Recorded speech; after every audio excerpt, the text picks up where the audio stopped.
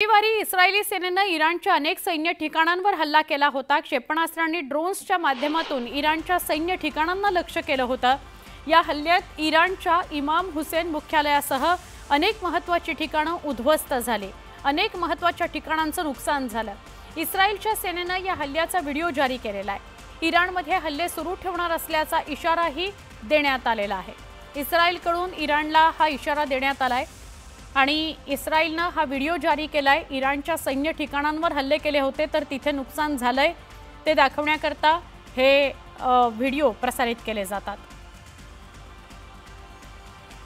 इस्रायलला Iran पूर्ण क्षमतेने उत्तर देत आहे। इराण आणि इस्रायलमध्ये संघर्ष आणखी पेटलेलाच आहे। इस्रायलकडून करण्यात येत असलेल्या हल्ल्याला इराणही पूर्ण क्षमतेने उत्तर देत आहे। इराणने ऑपरेशनच्या अंतर्गत इस्रायलच्या ताब्यात असलेल्या ठिकाणांवर मिसाईल डागायला सुरुवात केली। इराणने इस्रायलवर तब्बल 20 मिसाईल्सचा वापर करून हल्ला केला। दरम्यान इराणकडून करण्यात आलेला हा हल्ला आत्तापर्यंतचा सगळ्यात तीव्र असा हल्ला असल्याचं बोललं जात आहे।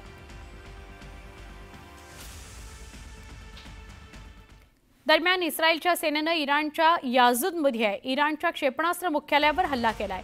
या हल्ल्यात इराणचा क्षेपणास्त्र डेपो पूर्णपणे उद्ध्वस्त झाल्याची माहिती आहे। इस्रायलने या हल्ल्याचा व्हिडिओ समोर आणलाय। इस्रायली सैन्याचा हा आतापर्यंतचा सगळ्यात मोठा हल्ला आहे किंवा प्रत्युत्तर आहे। हा हल्ला 2200 किलोमीटर अंतरावर इराणमधील याझद इथल्या खुर्म शहर इथं करण्यात आलेला आहे।